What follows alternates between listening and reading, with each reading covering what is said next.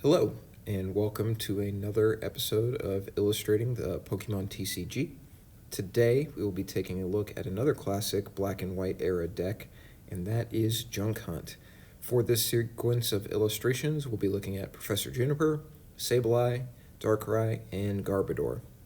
As you can see from the sample layout here, I've tried to really focus in on purple and including that throughout the illustrations so that they represent kind of a unified theme, so they look and feel like they're coming from a similar sequence as opposed to just separate illustrations of each character. So up first, we're going to be taking a look at our trainer, and for this sequence, it will be Professor Juniper. So taking a look at the proportions here, I tried to base it on the Pokemon Adventures manga, and I feel like it was reasonably successful, but reflecting on it, I'm not sure I like it. I don't think it's wrong per se. It's just not my favorite. I think the facial expressions in this one in particular are a little strange. And while I do like some of the color choices, and you can see some of those highlighted here in those bands, especially throughout the middle, I don't know if this is my favorite. I really find the most difficult part of all of these illustrations in this series to be the trainers and making them look like they fit in the same world as the monsters and characters.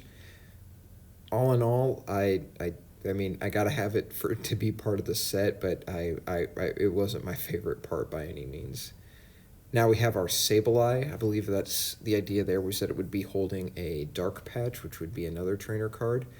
I kind of like the pose for this. I think the hands, especially the hand not holding the Dark Patch, has a really nice gesture to it. Sableye has some really interesting features with those gemstones that really make for some nice elements of shading. And you can see I've added some highlights to really emphasize the glowing effect there. On the whole, I think this is okay. Sableye is one of those deceptively simple characters that you think is going to be really easy to draw because it's not that many shapes, but if anything is wrong, it looks really wrong. And for me in this one, I thought it would be fun at the time to kind of give it that one sharp single tooth at the front.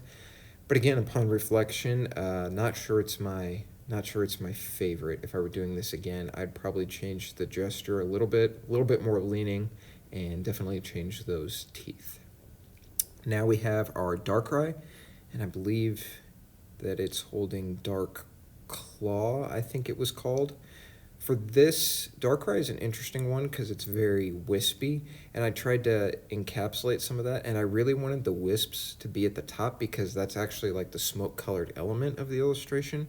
The bottom parts seem wispy in some pictures I've seen, but not in some others, so I tried to differentiate kind of that cloud texture from that darkness texture. In here you can see a wide range of colors, and that's maybe one of my favorite elements here. The green and purple and orange and red and blue. I mean, I see a little bit of everything kind of highlighted here in one way or another. And I think it really works well together. You still get the overall impression of darkness, but there's some good mixture of color in there. This is zoomed in so you can see some of those details a little bit more effectively, but it also plays really nice against the background elements that I created, which we'll take a look at when we plug all four of these illustrations in together. But for now, we're going to move on to our final character in this sequence, and that is Garbodor.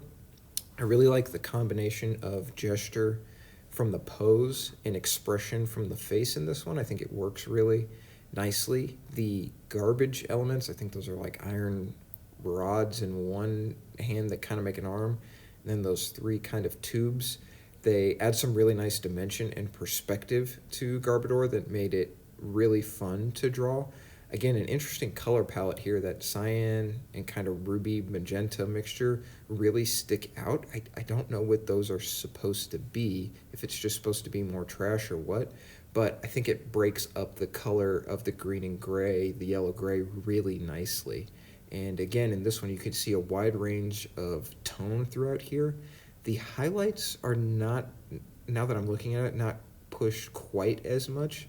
This one definitely focused more on shadow, but I do think the eyes and the teeth really, really stand out. The white is definitely there, but I wouldn't say there's a ton of highlights in the other areas. So if I were redoing this, that's definitely something I would take a second look at. But on the whole, this one is probably the one I'm most satisfied with, probably because that pose and expression were so solid from the foundation. So on the whole, here is a wallpaper of all of the characters put together with a background that has a bunch of different textures and filters and effects on it that I thought just kind of fit the color palette and mood of the overall image. The Professor Juniper, as described earlier, does kind of stick out in comparison. The centralized purple shading, I think, helps a little bit, but overall it's much lighter than everything else at play here. So again, if I were redoing it, there's definitely things that I would change, but that's part of illustration. You gotta finish something to move on to the next thing and make a better attempt next time. So this is Junk Hunt.